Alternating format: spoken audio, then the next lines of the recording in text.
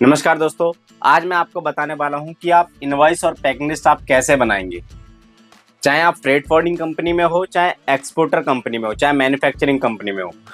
तो अगर आप एक्सपोर्ट शिपमेंट करते हैं या फिर आप फॉरवर्डिंग भी करते हैं तो कई बार एक्सपोर्टर बोलता है कि इनवॉइस पैकिंग लिस्ट आप ही बना के दें। किसी किसी कंडीशन में फॉरवर्डर ही इनवॉइस और पैकिंग लिस्ट बनाता है।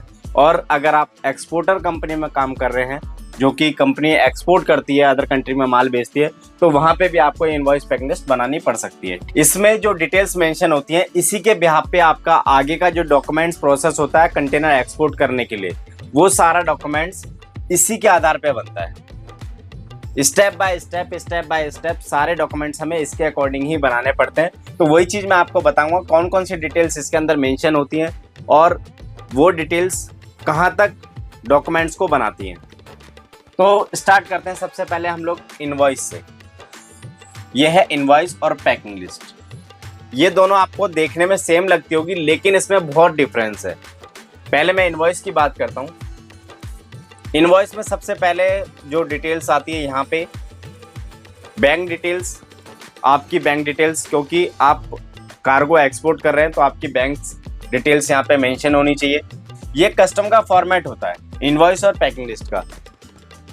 पूरा इंडिया में सेम फॉर्मेट है, थोड़ा बहुत चेंजेस हो सकता है, लेकिन इस तरीके का ही आप देखेंगे तो देखने का लुक वाइज थोड़ा सेम ही होगा। थोड़ी बहुत चीज़ें चेंज हो सकती हैं, जैसे अब यहाँ पे हमने मार्केट नंबर डाला तो बीच में डाल दिया, किसी ने यहाँ पे डाल दिया, तो इस तरीके का थोड़ा चेंजेस हो सकता है, लेकिन ऊपर का पोर्शन आप देखेंगे सेम रहेगा। और जो डिटेल्स होंगी वो भी एग्जैक्ट इसी तरीके से लिखी जानी होगी उसके अंदर। तो यहाँ पे bank details, term, payment term जो होती है, buyer order number, PO number, इसके अलावा और जो अगर बायर का और जिससे रेफरेंस नंबर होता है वो चीज़ भी यहाँ मेंशन कर सकते हैं।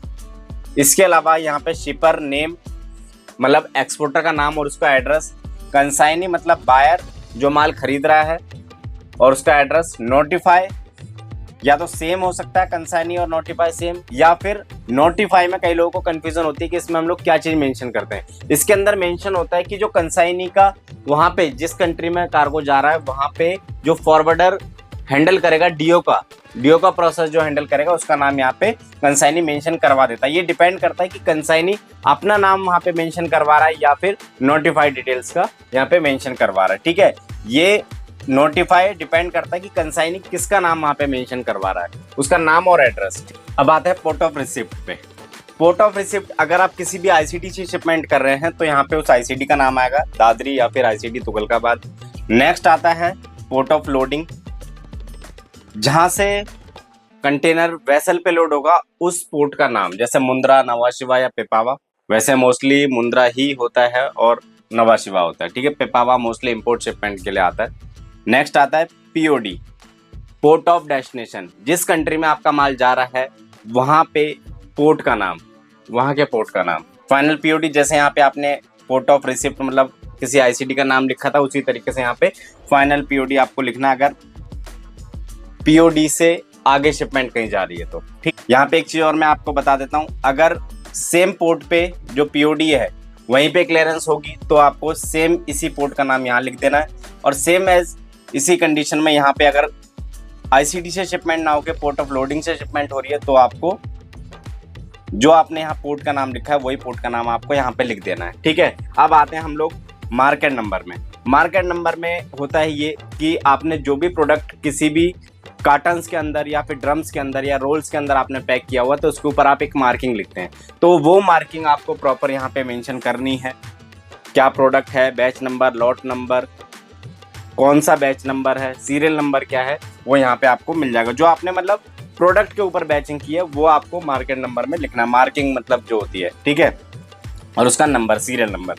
नेक्स्ट आता है यहाँ पे quantity, product name, HS code, lot number, batch number. इसके अलावा जो और प्रोडक्ट्स की डिटेल्स होती है वो आप यहाँ पे मेंशन कर सकते हैं। और नेट वेट यहाँ पे आपको मेंशन करना है, और नेट वेट के हिसाब से यहाँ पे एक कॉलम बनता है पर केजी, पर पैलेट, पर बॉक्स, या फिर जैसे भी रेट्स होता है। जैसे लिक्विड है तो लीटर के हिसाब से होगा, ठीक है, पाउडर है तो किलो के हिसाब से होगा।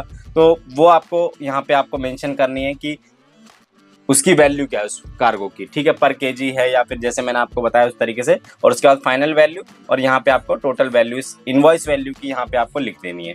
नेक्स्ट आता है यहाँ पे आपको वर्ड्स में आपको अपना इनवॉइस वैल्यू आपको लिख देनी है, ठीक है। यहाँ पे आपकी इनवॉइस कंप्लीट हो जाती है। अब आ जाते हैं हम लोग पैकिंग लिस्ट पे। पैकिंग लिस्ट में ऊपर का जो पोर्शन होता है बिल्कुल सेम रहता है, लेकिन जो चेंजेस आते हैं वो आते हैं मार्केट नंबर और ये पैकेजिंग में। यहाँ पे आपको ये इंडिकेट करता है कि आपका जो कार्गो है वो कैसे पैक किया हुआ है। कई बार कई सारे प्रोडक्ट होते हैं तो आपको कैसे पता लगेगा इस कंटेनर में कौन से सीरियल नंबर में कौन सा कार्गो है।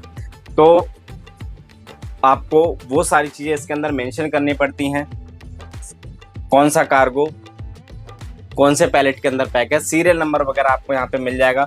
दूसरा होता है ग्रॉस वेट। यहाँ पे ग्रॉस वेट ऐड हो जाता है आपका पैकिंग लिस्ट में। कार्टन्स के अंदर जो आप पैक करते हैं या फिर ड्रम्स के अंदर कोई लिक्विड है तो ड्रम्स के अंदर आप पैक करेंगे कोई भी कार्गो, तो उसका वेट यहाँ पे आपका ऐड हो जाता है ग्रॉस वेट, ठीक है। नेट वेट होता है जो एक्चुअल क्वांटिटी होती है उसका, और ग्रॉस वेट होता है जो आप पैकिंग के लिए जो मटेरियल आप यूज कर रहे हैं वो आपका ग्रॉस वेट बन जाता है उसे ऐड करके नेट वेट के अंदर, ठीक है। Net weight plus packing material जो होगा वो आपका ग्रॉस वेट हो जाएगा मिला के, ठीक है। फिर नेक्स्ट आता है नीचे का जो पोर्शन होता है टोटल क्वांटिटी, कितनी क्वांटिटी है, पैलेट का वेट क्या है, कार्टन्स का वेट कितना है, कितने कार्टन्स हैं, वो सारी चीजें आपको यहाँ पे मेंशन करनी पड़ेंगी। मतलब पैकिंग लिस्ट में आपने पैकिंग के बारे में बताना है और इनवॉइस में आपको उसकी वैल्यू बतानी है, कौन से प्रोडक्ट की कितनी वैल्यू है। जैसे कई बार क्या होता है कि कुछ मटेरियल लिक्विड में होता है, ड्रम्स में होता है, इसी में नीचे कार्टन्स में होता है, तो आपको वो प्रॉपर मेंशन करना है। लिक्विड है तो इतने ड्रम्स हैं, एक ड्रम्स की वैल्यू है इतनी है, पर केजी इतना है, वो आपको यहाँ पे मेंशन करना है।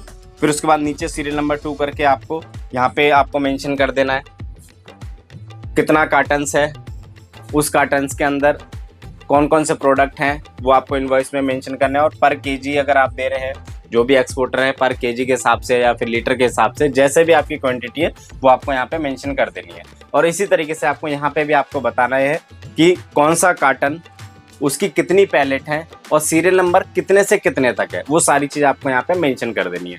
इसके बिहाफ पे जब ये आपकी फाइनल हो जाती है, इसके बिहाफ पे आपको CHA चेकलिस्ट बना के देता है, जिसके आधार पे आपको ये पूरी डिटेल्स आपको चेक करनी होती है। देन आपको CHA को अप्रूवल देना पड़ता है। वो क्यों देना पड़ता है? जब भी आप जब कस्टम में डॉक्यूमेंट्स फाइनल करेंगे, कस्टम क्लियरेंस कराएंगे, तो जो कस्टम ऑफिसर होता है इस डॉक्यूमेंट से जो आपने चेकलिस्ट दी है उसके हिसाब से ये मैच करता है जो आपने कार्गो कस्टम में भेजा है, CFS में भेजा है, ठीक है। अगर थोड़ी बहुत भी डिफरेंस होती है तो कस्टम ऑफिसर आपको क्वेरी कर देगा और उसका आपको जवाब देना पड़ेगा, कैसे चेंज हुआ क्या है, मतलब प्रॉपर आपको मार्किंग आपको करके बतानी है। क्योंकि कस्टम ऑफिसर हल्का सा भी कंफ्यूज हुआ तो वो कार्गो रिजेक्ट कर देगा। आपको दोबारा से पूरा उनको डॉक्यूमेंट्स के बारे में, पैकिंग के बारे में आपको बताना पड़ेगा, पूरा दोबारा रिवर्किंग करना पड़ सकता है। कई बार, हमेशा नहीं बोला, कई बार रिवर्किंग करनी पड़ जाती है। चेकलिस्ट आपको चेक करनी है, चेकलिस्ट के बाद CHA को अप्रूवल देना है। देन आपका शिपिंग बिल नंबर जनरेट होगा, ना कि शिपिंग बिल कॉपी। अभी मैं शिपिंग बिल नंबर की बात कर रहा हूँ। शिपिंग बिल जैसे नंबर आपका जनरेट होगा तो जो भी एक्सपोर्टर है वो कार्गो को CFS में भेजेगा, कार्गो गेट इन हो जाएगा उस शिपिंग बिल नंबर के अगेंस्ट। उस शिपिंग बिल नंबर में जितना भी कार्गो होगा, जितनी क्वांटिटी मेंशन होगी, वो उसके अकॉर्डिंग ही वहां पे कार्गो लेंगे। हल्का सा भी कम ज्यादा निकला तो आपका रिजेक्ट हो जाएगा कार्गो, कस्टम में पास होना मुश्किल हो जाएगा। कहने का मतलब ये है। उसमें आपको क्या क्या चीज चेक करनी है एक बार मैं आपको दोबारा से बता देता हूँ। चेकलिस्ट में आपको शिपर, कंसाइनी, नोटिफाई, शिपर नेम, एड्रेस वगैरह सब कुछ डिटेल्स चेक करनी है। बैंक डिटेल्स आपको चेक करनी है, product name, HS code, batch number, lot number, marking सही से डली हुई है, नेट वेट सही से डला हुआ है, ग्रॉस वेट सही से डला हुआ है, इंश्योरेंस वैल्यू ठीक डली हुई है, कार्गो वैल्यू ठीक डली हुई है, इसके अलावा फ्रेट वैल्यू ठीक डली हुई है। वो सारी चीज़ आपको चेकलिस्ट से चेक करनी है। देन आपको CHA को अप्रूवल देना है, तब जाके आपका ये डॉक्यूमेंट्स फाइनल होगा। चेकलिस्ट के बारे में हम आगे आने वाली वीडियोस में कवर करेंगे। और अगर आपने अभी तक फ्रेट फॉरवर्डिंग की फुल वीडियो नहीं देखी है, जो कि लेटेस्ट वीडियो है, वो अगर आपने अभी तक नहीं देखी तो वो जाके देखिए। उसमें पूरा डॉक्यूमेंटेशन मैंने आपको बताया हुआ है। वहाँ कोई क्वेश्चंस निकलता है तो आप मेरे को कमेंट कर सकते हैं कौन से डॉक्यूमेंट्स के ऊपर मैं वीडियो बनाऊं, कौन सा डॉक्यूमेंट्स आपको आने वाली वीडियोस में आपको देखना चाहते हो कि कौन सा डॉक्यूमेंट्स कैसे बनना है और कौन सी डिटेल्स कैसे फिल करनी है। वो सारी चीज़ें मैं आपको आने वाली वीडियोस में बता दूंगा। सबसे पहले कौन सी वीडियो चाहते हैं तो आप मेरे को कमेंट बॉक्स में बता सकते हैं। अगर वो वीडियो नहीं देखी है तो आप ऊपर आई लिंक्स में आप उसका लिंक देख रहे होंगे, वहाँ जाके आप क्लिक करेंगे तो आपको वीडियो मिल जाएगी। अदरवाइज आप नीचे डिस्क्रिप्शन में भी उसका लिंक देख सकते हैं, वहाँ से भी आप वीडियो देख सकते हैं। और अभी तक आपने हमारा फ्रेट फॉरवर्डिंग कोर्स परचेज नहीं किया है, जिसमें हम लोगों ने पूरी डिटेल्स स्टेप बाय स्टेप आपको बताई हुई है, कैसे आपको शिपिंग लाइन में रजिस्ट्रेशन करना है, कैसे शिपिंग लाइंस की वेबसाइट्स पे काम करना होता है, कैसे रेट्स लेना होता है, किस तरीके से शिपिंग इंस्ट्रक्शन वगैरह जो भी आगे का डॉक्यूमेंटेशन वर्क होता है, अगर हेड शिपमेंट है तो वो कैसे हैंडल करनी है, उसके लिए क्या क्या डॉक्यूमेंट्स की रिक्वायरमेंट होती है, तो वो सारी चीज़ें हम लोगों ने एक ही कोर्स के अंदर बताई हुई है। सब कुछ सभी शिपिंग लाइंस का आपको करके बताया हुआ, उसकी वेबसाइट्स पे लॉगिन करके प्रॉपर वे में आपको बताया हुआ है। तो जो भी इस ट्रेड में आना चाह रहे हैं या फिर इस ट्रेड के बारे में जानना चाह रहे हैं या फिर आप कैरियर सेट करना चाह रहे हैं और पूरा वर्क सीखना चाह रहे हैं, एक्सपर्ट होना चाहते हैं, तो आप मेरे को कांटेक्ट कर सकते हैं। डेस्कटॉप पे नंबर देख रहे हैं, मेरा पर्सनल नंबर है, कॉल कीजिए, कोर्स को ज्वाइन कीजिए। बहुत ही नॉर्मल से चार्जेस में हम लोग कोर्स प्रोवाइड करा रहे हैं, वो इसलिए क्योंकि हर कोई इसको अफोर्ड कर पाए, अपना कैरियर सेट कर पाए। तो इस वीडियो को हम लोग यही समाप्त करते हैं, मिलते हैं नेक्स्ट वीडियो में एक नए टॉपिक के साथ। तब तक के लिए धन्यवाद।